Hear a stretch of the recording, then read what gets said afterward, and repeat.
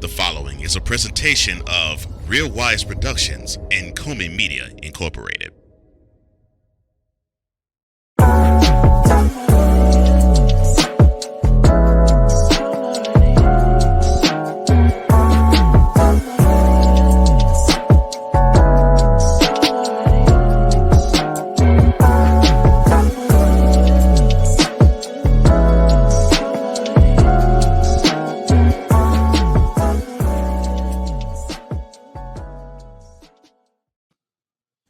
Can a shock jock really live in these politically correct times? And a bigot in 2023? Oh boy. Next on Mentality.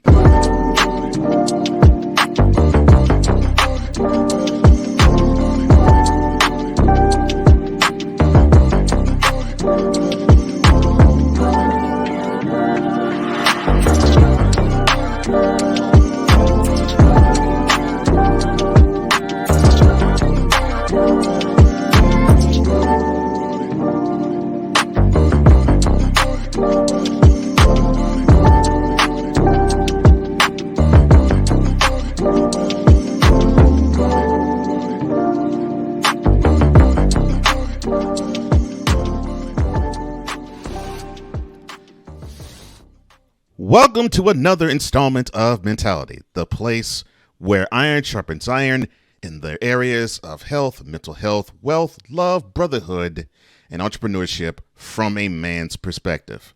I am one of the hosts of this show, the co-host known as Cole Johnson, and I am joined as always by the other co-host of this show, one Mr. Wize El Jefe. How you doing, man? I'm doing great, brother. Can't complain. I am blessed to be able to do this. So, well, I'm blessed to be able to do this with you.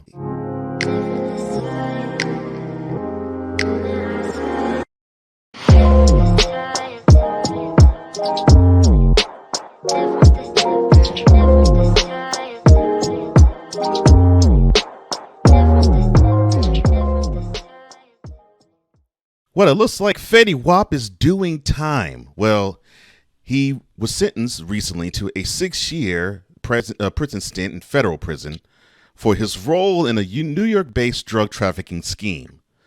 The rapper, who of course is most known for the song Trap Queen, he pleaded guilty in August of last year to conspiracy drug charges that carried a mandatory minimum sentence of 5 years.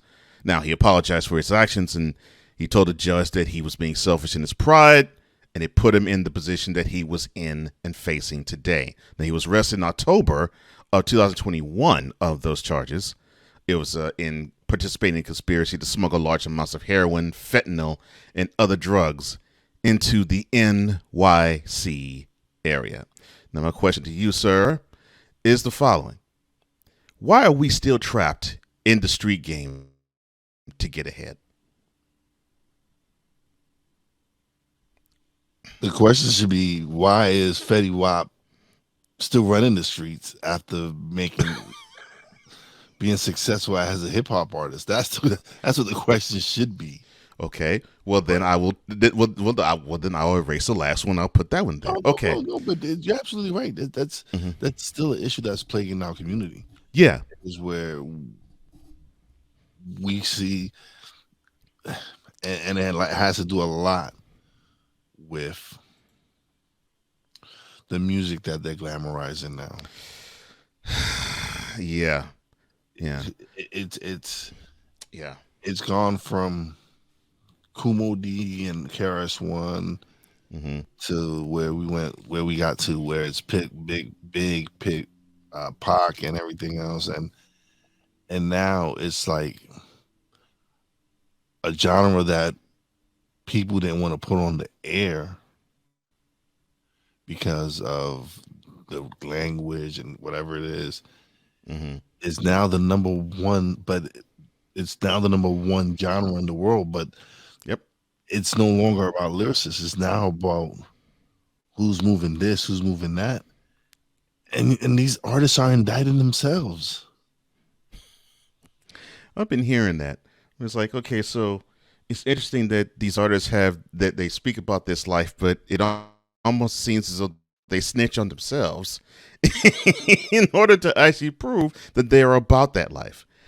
And and you do raise a really good question. Why is it that even though they get put on, I'm not saying that they make millions off the street, because we both know, and I know many out there also know how crooked the music game still is even to this moment. Yeah. But still, you would think that they wouldn't have to turn to such means even after they find some sort of success and they actually do put out an album and they actually go on tour. At some And point, you would think they would make some money no, and they somewhere. do. No, listen. The smart ones make money. The smart ones make their money. Hmm.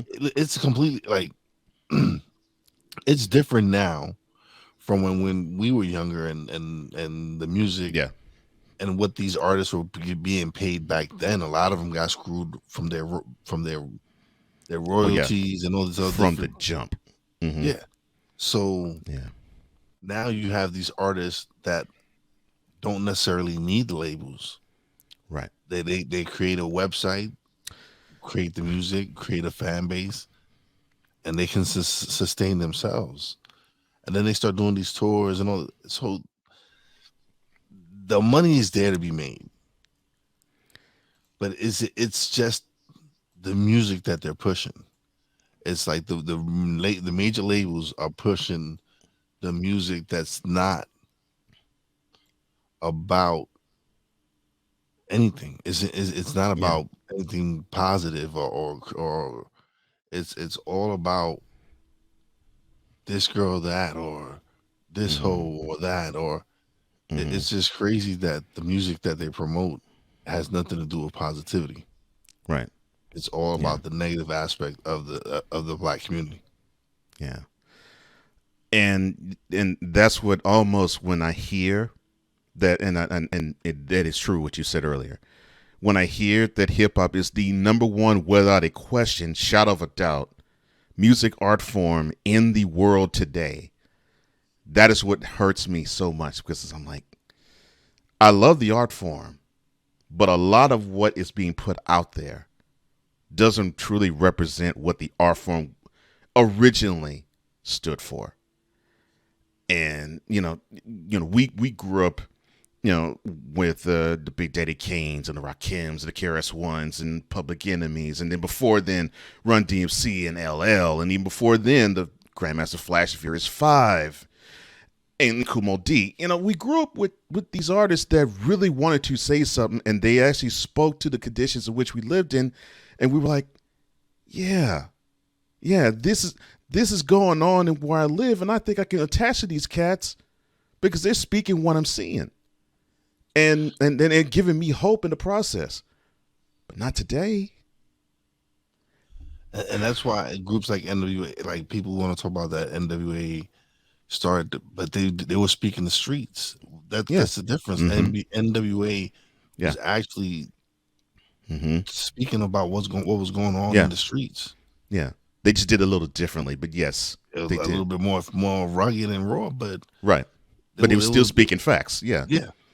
Mm-hmm. And so, but now what these artists are spewing and the music that the just drill music, and don't get me wrong, every generation has their music, Of course. and it's that this is their music. This is now Mm-hmm. has become their music. I enjoy the music that I enjoy. There's certain artists I do listen to now, but Mm-hmm. I catch myself listening to more to music that I grew up enjoying. Oh, yeah. Yeah.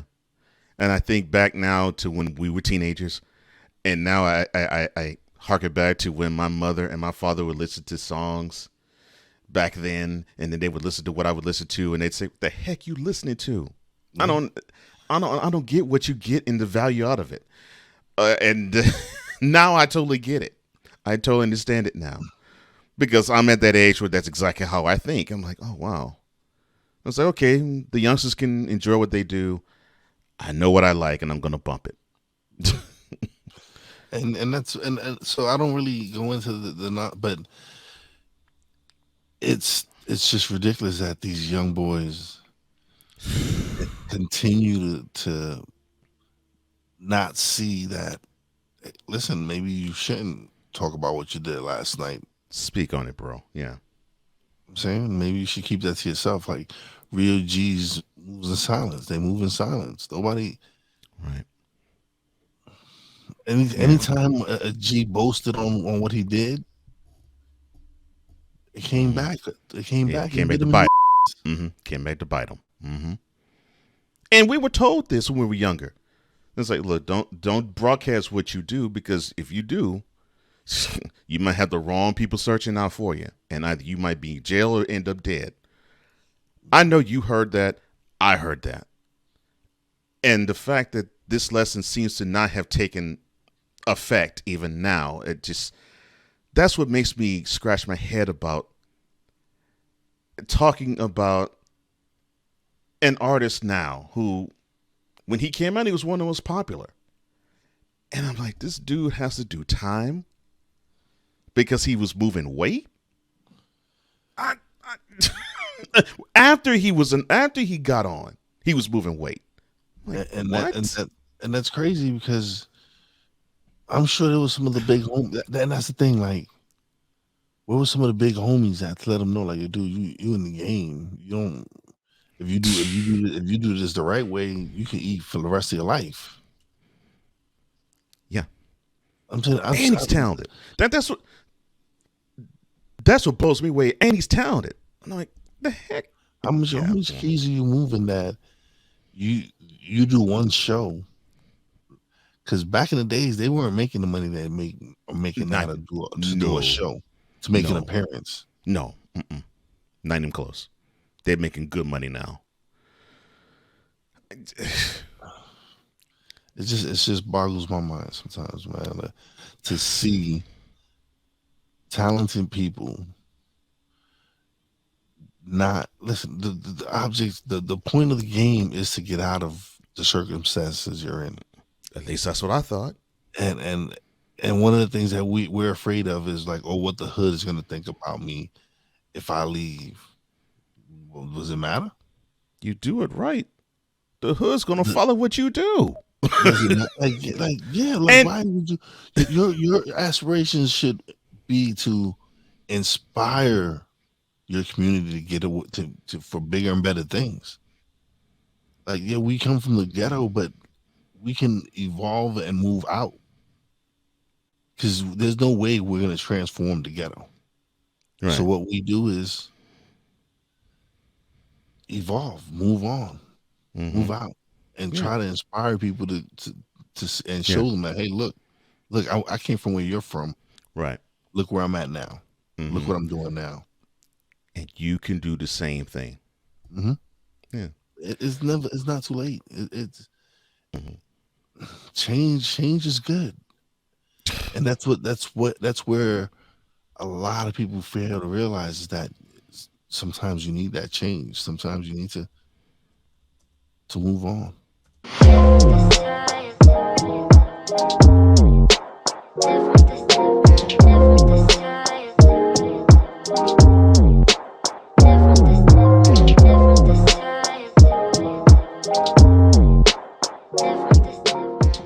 We're just getting started. Mentality will return.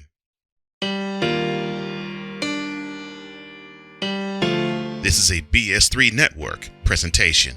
It's your girl, Stacey Rose. Are you looking for a show with riveting interviews, important community information from a vibrant and grounded host? STK Productions presents The Intro Kit. Put God first and ask questions later. Let's get it popping. I wanted to give people a platform where they can express themselves and talk about their business and their endeavors in a very safe space. Content and entertainment just for you. The Intro Kit.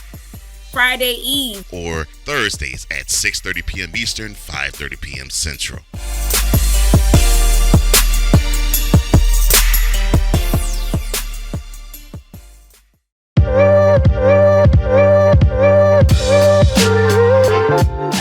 This is all docked up.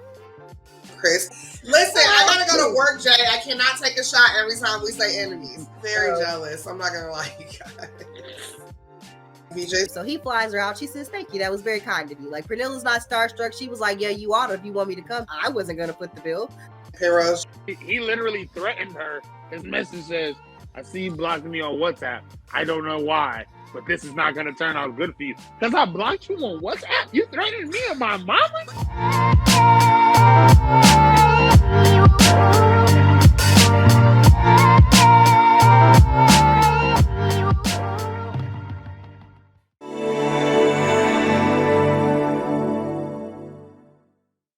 Welcome back to Mentality, where this is the place. Well, we always say that this is the ultimate masculine safe space. This is also the place where this show was created for all men. With Wize and Cole, I'm Cole Johnson. And turning our attention to someone that I know my brother is familiar with, considering that he grew up in New York. At the same time that he grew up in New York, this guy was extremely popular in New York, and he still is now. But is his way of being who he is still good for today's times? Well, welcome to Celebrity Style.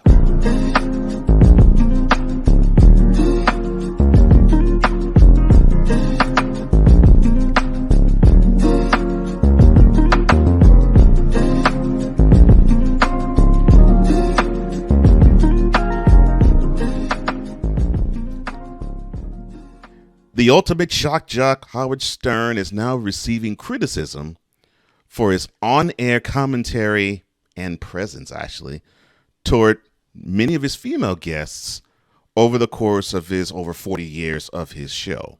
Now, he's drawn, of course, the ire of social media with a bevy of resurfaced interview clips, which features Stern's conversations with numerous female celebrities, Lisa Marie Presley, Mariah Carey, Courtney Love, Sofia Vergara, and Nicole Smith, amongst others. Now, in the clips, you can hear Stern making provocative comments to his guests, such as, "You wearing panties?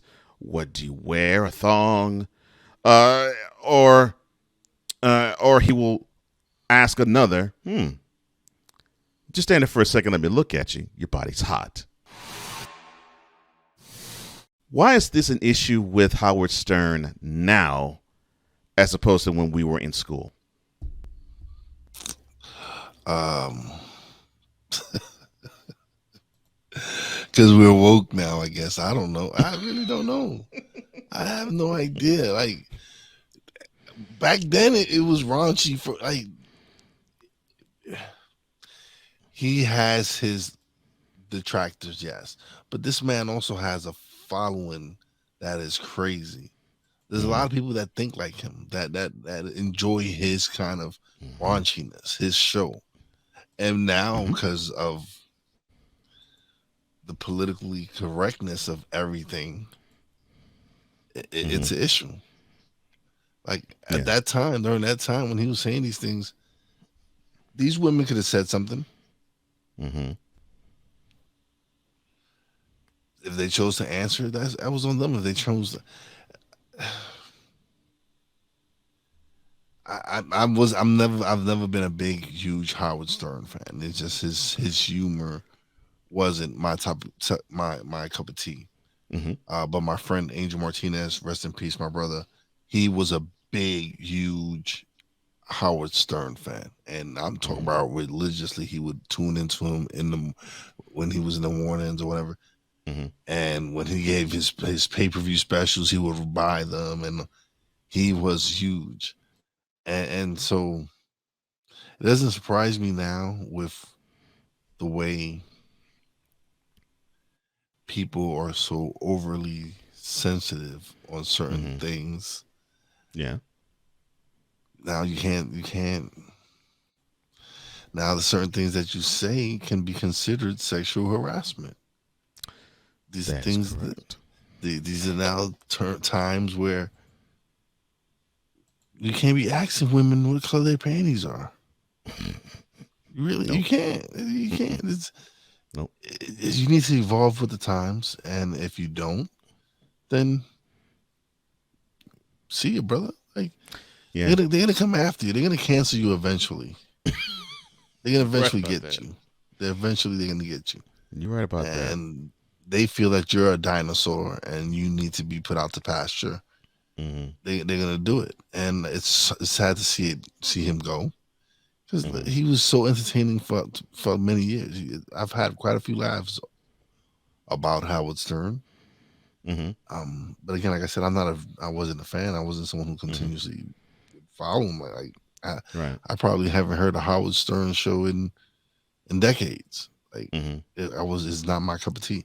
Yeah. But bro, the times are calling for change, and your sense of humor, it's archaic, I guess.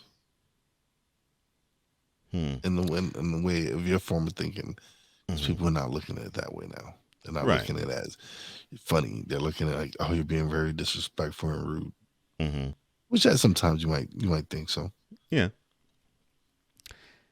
And I'm similar to you. I didn't have a I can't stand the guy type of thing, but I did have those moments of, dude, you really not have to ask that type of question to her.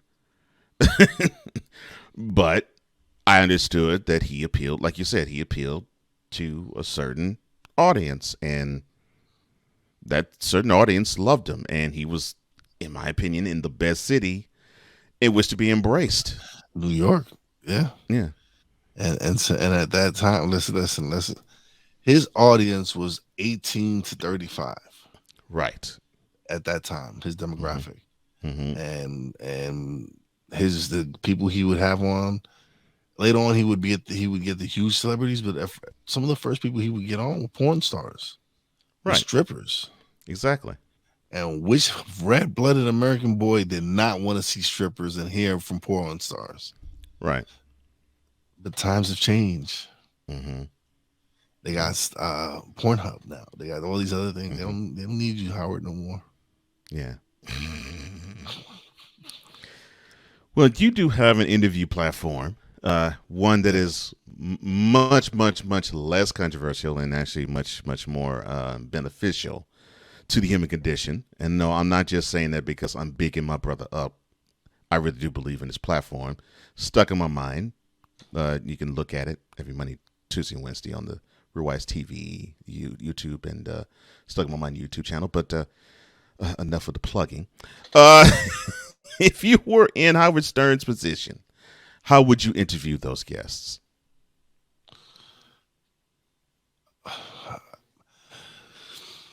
Oh man, I don't know, because I don't think the guests that he would interview are the ones I'm interested in. Like, that's a really good answer. It's just his guests aren't the ones that aren't interesting to me. Aren't the ones that are meant for me to have those conversations. Like I've spoken like when I first started, I spoke to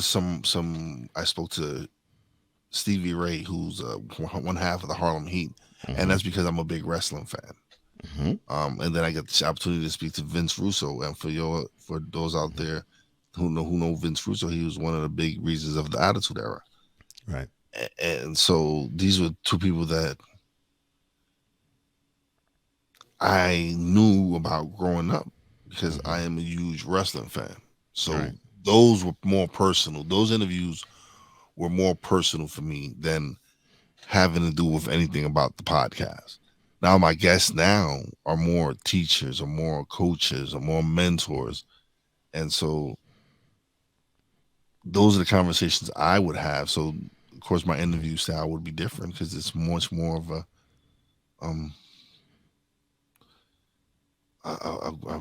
knowledge-based conversation compared to them plugging a movie or whatever it is. Yeah. And the reason why I asked that particular question to you is because I think a guy like him, I think if you were to come up now and do the same thing, it just wouldn't register the same way. Because I mean, you could, I mean, he might become, or she might become, a YouTube sensation. Okay, but the mainstream success like that, I don't think would come to that person today. No. Not with consequences eventually. Right. Yeah. Because it would come with the price. You would offend someone. You would definitely Yes. offend someone, and they would come after you. Definitely. Mm-hmm. Yeah. It would be something where, like I said, nowadays you can't say anything about anyone without someone being offended or being hurt, or even when you just speak and how you feel. It's crazy that you can't speak on what's on your mind or however you feel about a situation without people running quickly to judge you, without really knowing you, knowing your character, and knowing where you're coming from on whatever the topic is. Right. Yeah, and I'm seeing that platforms like yours, I think that's where it's tilting toward. It's tilting toward, okay, so if it's going to be an interview platform, what can the guest give me, and what can this show because of the interviewer give me? And when I say because of the interviewer, basically the caliber of guest is reflective of the show and reflective of the thoughts of the interviewer, because especially with one who it produces his own, like Wize does, and I do too, but definitely in Wize's case, you're having that eye toward, okay, this person would be good for my audience. Now, how can I make this person good for my audience with what he or she represents? And that is hard to do if you happen to be a porn star, or you have to be a celebrity that might be risque in presentation, or a celebrity that's huge, but you want to ask pointed questions in the way of being confrontational. And I'm not saying that Howard Stern is confrontational, but his style can be. Yeah. Because you have to be bold in asking a lot of these questions, or saying a lot of things that he does.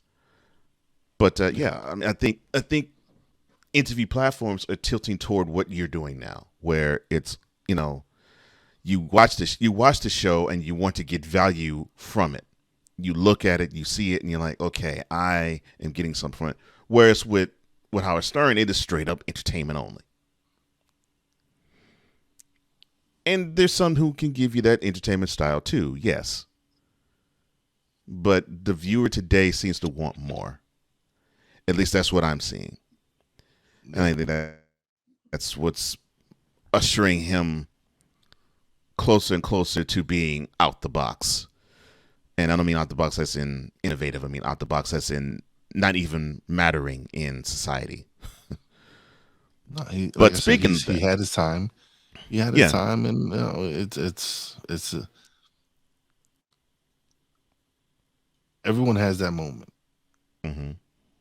And his moment is coming past. He's had a great run.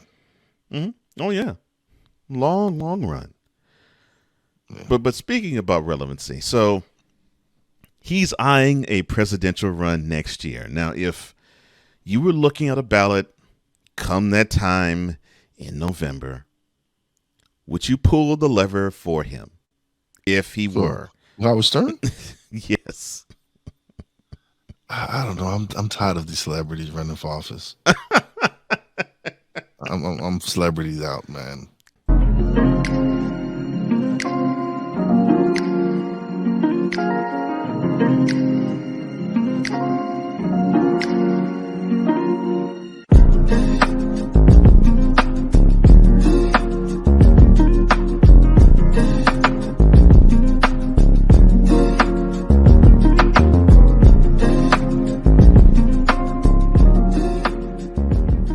Mentality will be back in 2 and 2.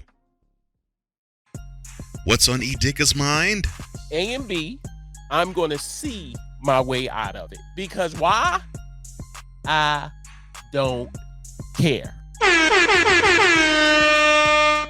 I have a message for people who do nothing but complain about black people. We can't change who we are.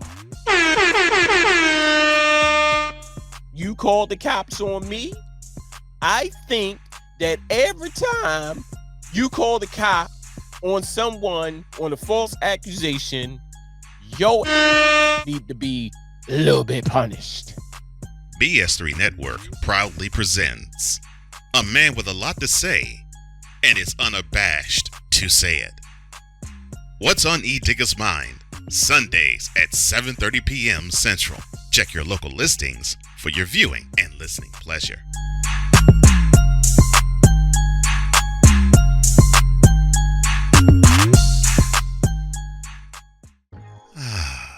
The Mocha Minutes Podcast, a black person safe space. Well, I'll let Stephanie talk about it further. You would be a Michael Jai White. I'm sorry. No. I like him. He's so pretty when he don't talk.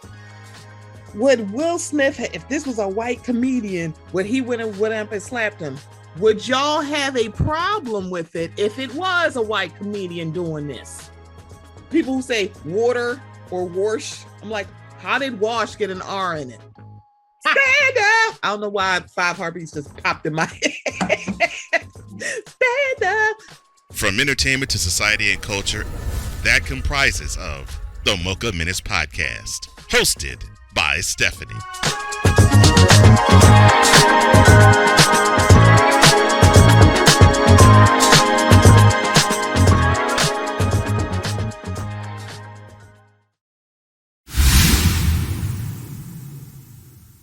Welcome back to Mentality, where men are being men, and that's a good thing, with Wize and FM Cole Johnson. Now, you may have heard of a punter who was released by the Bills last year for allegedly being a part of a gang rape. Well, we're going to talk about something that I think we need to discuss a little further in something to ponder.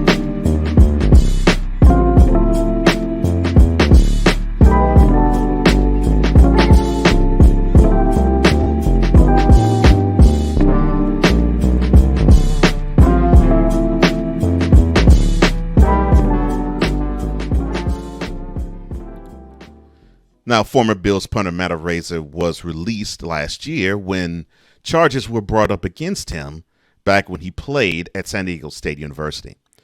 Now, since then, an internal investigation was conducted and they found no wrongdoing by the former punter in an alleged a gang rape that took place off campus in October of 2021. Now, the San Diego District Attorney office, they decided late last year to not press criminal charges against Araiza. But they still are saying that we're still keeping the door open a little bit. Now, the accuser alleged in the suit that the then 21-year-old punter had sex with her in a side yard at an off-campus house before bringing her into a bedroom where a group of men took turns raping her. Now, the woman, who was then at the time 17, said that the alleged rape the following day, which investigated the allegations for 9 months before turning over this investigation to prosecutors on August 5th, brought forth all of this.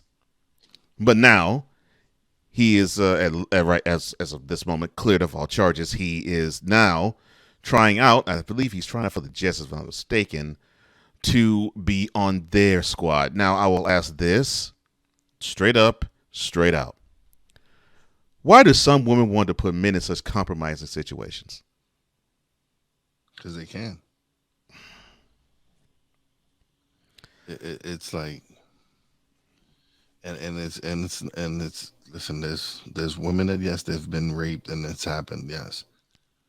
But what is the penalty for those that lie about it? With that being said, do you believe if a woman makes a false claim like this, that she should be arrested? Oh man, I don't want to see anyone go to jail, but what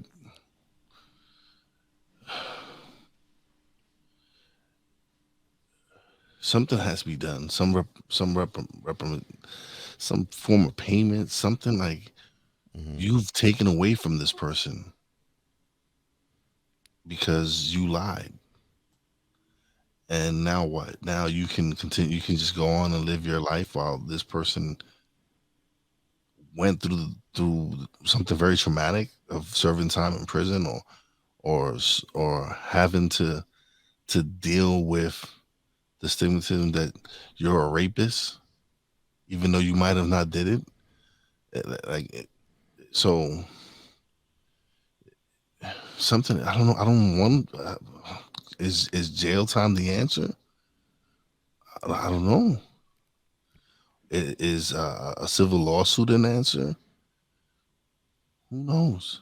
Because maybe this person might never amount to anything that, or what can we really do that's going to justify returning this person's life back to them?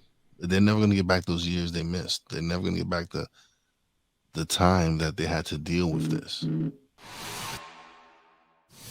How should the Shield or the National Football League react to such positive news about Araiza?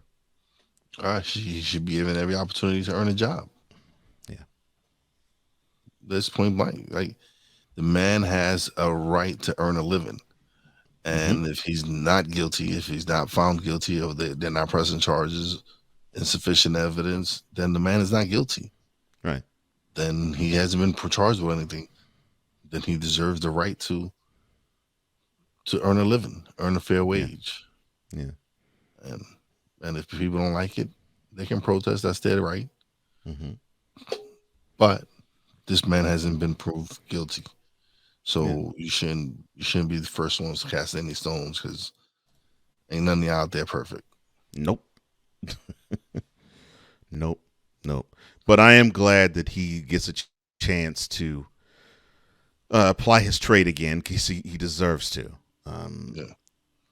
A person who's innocent does not need to have his or her, but in this case his, life railroaded. Yeah. So I'm glad that, and I was glad to hear that a team is taking a chance on him, and hopefully he has found his new home with the Jets. It might be the other 30. It might be the other 31 teams. Heck, he might go back to the Bills. Who knows? Yeah. What I do know is things like this is painful to those who are innocent, and hopefully we see less and less of this, because lives can get ruined, and lives have been ruined by false accusations of rape, and that should never ever happen.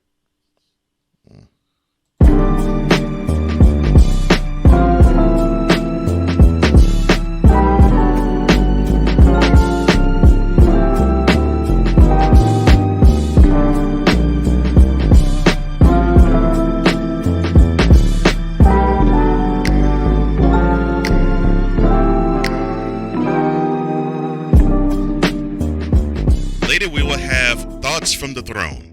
This is Mentality. Quinn. Moment of clarity. I haven't watched BET in years. KP. Drake needs to come back with another triple platinum album. E Digger. And then you have Ray J. Like, I can't stand that River Cricket. The Guru. Okay, the level of crack she's smoking, I don't want it. BS3 Network proudly presents the Knucklehead Chronicles podcast, where from card tips to hot topics to meep of the week, anything goes. Live every Sunday at 2:30 p.m. Central.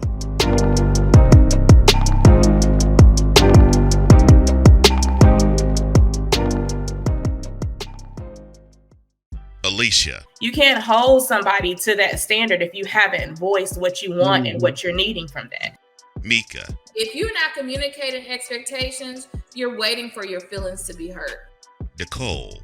A lot of people don't want to take the time out to be alone and to get themselves together. Ivan. You got to be willing to work through stuff. And from the jump street, y'all done had problems. Maybe you don't need to be working through those. BS3 Network proudly presents Queen 3 and King podcast. Live every Tuesday at 7 p.m. Central.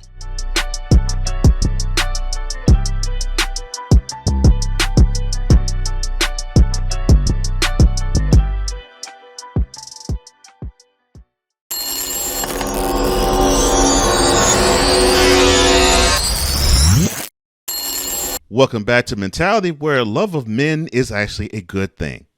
With Wize and Cole, I am Cole Johnson, and there is somebody that I did not think, because of his age, that we would do this to, but we have to do it because the idiocy is absolutely off the page. So, Mr. Glenn Schembeckler III. It's time for you to come under the learning tree.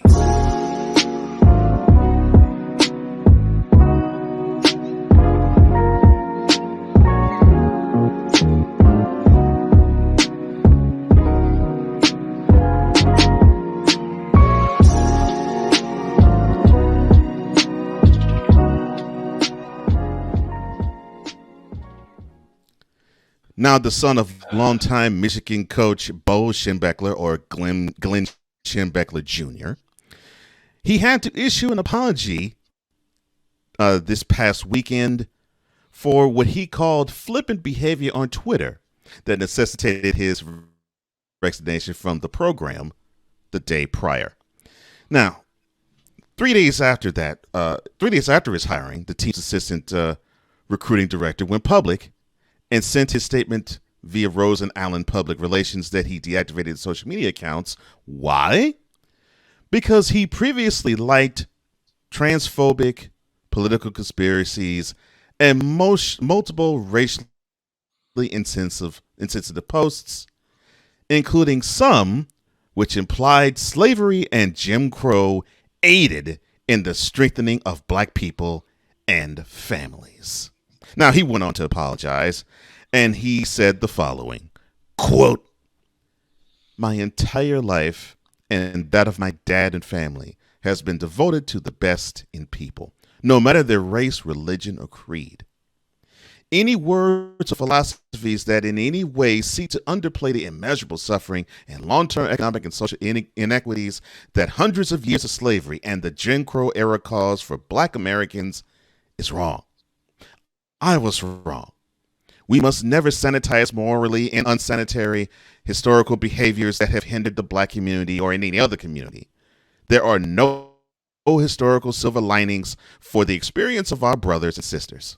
My sincerest apologies again and profusely to anyone I have offended, to the great institution that is University of Michigan, and to the broader athletic community that I have been honored to dedicate my life's work with the integrity and decency inspired by my family over the decades."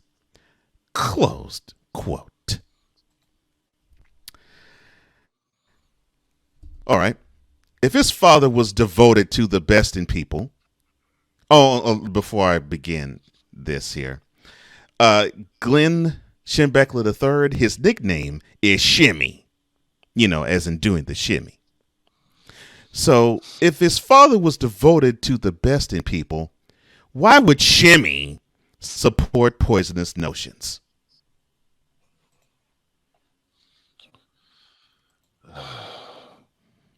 Because this is what's been ingrained in people his age. It's not. I can't get upset. Before you continue, before you continue, actually, Shemy is 53, so he's not much older than we are. Yes, he's not. Mm-hmm. But he still got a little bit of that kind of that generation pull on him. I feel you. What are people like? I don't understand. Like, don't y'all know you can't erase nothing from the clouds? When y'all gonna learn, man? When y'all gonna learn? Like the stuff you post, stuff you everything's gonna come back. It's gonna come back. There's probably something I posted. I don't know. Maybe in 2009, I might not be proud. I don't know. Mm-hmm. Who knows? But what can you say, man? People just he's not for me. He's not even a nominee for that category. I'm not. He's not a nominee. He's not. He really isn't.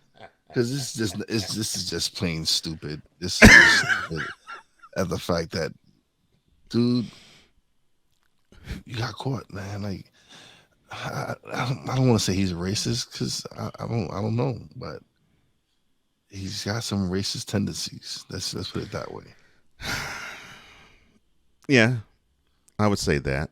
But how could anyone think slavery and Jim Crow era laws had a positive impact on anybody? No. That's like Kanye saying, slavery's a choice. Yeah. That's kind of along that line, man. And we all know what happened with that Negro. Yeah. So yeah. So I'm like, bro, you can't make some of this shit up. You can't, man. Like some of this, you would love to. You would love. You can't. You would love to be, but you just can't make some of this shit up. Some of this shit it just comes, man. Like how when you talk about perusing social media, it's like these stories just come. Like people, I don't know. They just be like, I didn't do nothing stupid today. Let me do something dumb. Like I don't know. Sometimes I wonder, man. Now you get it. Exactly. I'm like, I don't search for this. It just drops in your lap. I'm like, what? I'm like, okay. And when I was reading through this, I had to do a double take and read it over again because I had to see someone, even though, yes, he is a Generation Xer, a fellow Generation Xer, I still had to read it over again because I couldn't believe someone would actually co-sign having someone to be treated inhumanely because of skin color and do manual labor for free from sun up to sundown and be whipped, beaten, and some to death, and or when you get to the Jim Crow era, be hosed down and have dogs sicked on them, because if you were to think of going into a white establishment, that is what would be that's what would happen to you. To actually say those things had a positive impact on any family or any community, and I would get if you were like one of those Marcus Garvey types, say, well, in the Jim Crow era, we had more black businesses because we had to have black businesses. I mean, black people couldn't go to white establishments, so we went to black businesses. Yes, that was something that's been like, that's a lot of stuff. People, black historians that talk about slavery and talking about, oh yeah, before the Jim Crows was taken away, or where we actually got civil rights, black people actually flourished. They had their own businesses. But in an instant, those businesses could have been burnt down. If they decided that, oh yeah, Black Wall Street. Oh, yeah, but going right where I was about to go. Oh, you mean like Black Wall Street in Tulsa? Yeah. So y'all can talk about but back in those days, we had black businesses with but it could be taken away from you in an instant. Yeah. So it was how much really was it better? Yeah. And remember, between 1865 and 1877, that freedom actually did exist. And guess what happened? Black people got too prosperous to some white people in power. And then they had to come with a compromise of 1877, and the Jim Crow laws were born. So, no, it was not good and it did not have a positive impact on black people. No, not at all. But in understanding this, because you have a great grasp of history, so as I believe I do, how could any in our generation believe in that cancer stuff? Anybody? Listen, man, there's some in our generation that were it depends on where they were born, man. It really is depends on where you were born. Listen, I'm over it. I'm not judging them. It is what it is. There's people like him still in this world. You gotta accept it. But we just we combat it. We combat it with just continuously to show love and support to all our brothers, black, white, green, yellow, don't matter. Yeah, because if you all have not understood by now, even though we are proud to be black men, we love all who come into our lives because brotherhood knows no color. No doubt. No, listen, man. I have friends that are white, black, Hispanic, Asian. To me, it's all about how you treat me, regardless. Yeah. Thank you. It's never gonna be about your color. It's always about how you treat me. Yeah. And the moment you feel like you want to disrespect me, that's the moment I don't mess with you no more. Yeah, I dip. I'm out. Yeah. So I respect everyone, regardless of who they are, what race, creed, social standing. That doesn't matter to me. Yeah. And it doesn't matter to me either.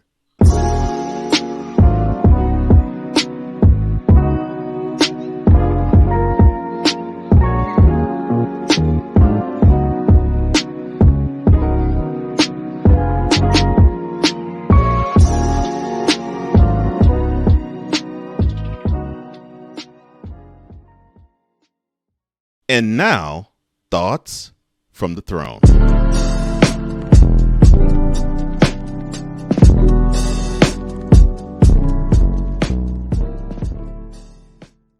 So,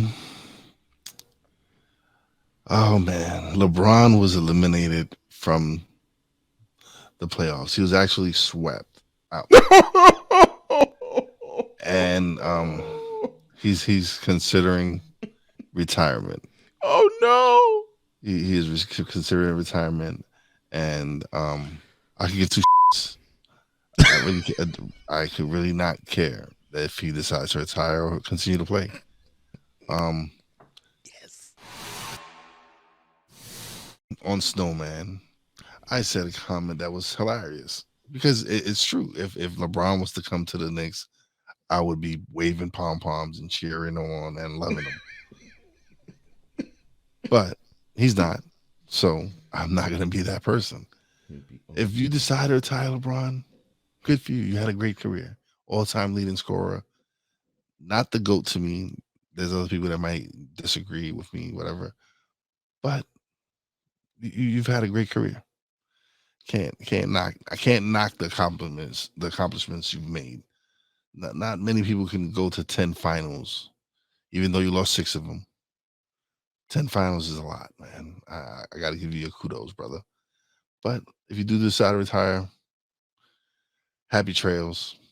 Good luck on your future endeavors. And if you decide to come back, oh well, you're not going to win another title. So that's just my thoughts from the throne today. That's a biblical scripture that says, life and death are in the power of the tongue, and those who loves its fruit loves its life. And what does that mean? Well, that means if you were to say negative things or death things, then negative and death things would normally grace your doorstep because that's the energy you put forth. Now, if you were to actually say life affirming things, life is what you will get normally. And when it comes to relationships, especially between brothers. It has to get to a point where you have to at least try to bridge the gap. You have to attempt to find common ground. You have to see if there is some way, shape, form, or fashion that you can get from one, I guess you could say, divot in the road to the next and clear the hurdle. So if you're going to do something, speak positive things and surround yourself with positive people. Because the only thing that's negative that will prosper would be a person's cancerous presence that you no longer entertain. That is the only negative that is a positive. Otherwise, you're participating in death situations if you were to down a person that you would consider or once considered a brother. And you don't deserve that. You're too precious for it. And those are thoughts from the throne.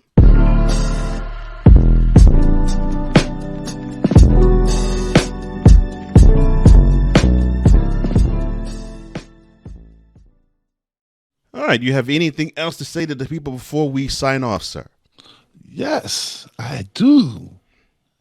I will continue with my everything about Boston. John Cena. Oh, no. Louis C.K. You, Benjamin Franklin. A big you to Nancy Kerrigan. Definitely you, Robert Kraft. Oh, Lord. Marky Mark and the entire Funky Bunch. I'm surprised when you did go on that rant the first time that name wasn't mentioned. Oh, no. So that's what I'm saying. I had to come back. So, yes. You, Marky Mark, and the entire Funky Bunch. Not the entire Funky Bunch. Entire Funky Bunch. The entire Funky Bunch. You.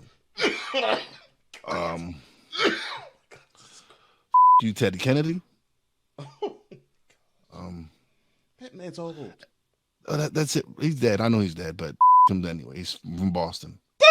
So that's it for me today. There will be some more names added eventually because this is yes. But yeah, every one I said today, yes,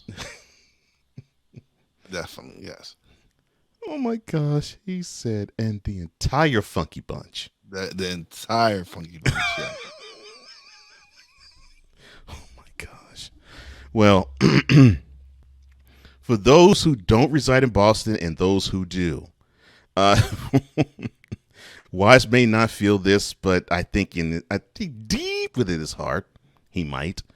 We thank you for liking, for sharing, for subscribing, for commenting even, and for hitting that notification bell to get any and all updates, any and all premieres, and any and all new content that emanates from either the Comey Media Incorporated YouTube channel or the Real Wize TV YouTube channel.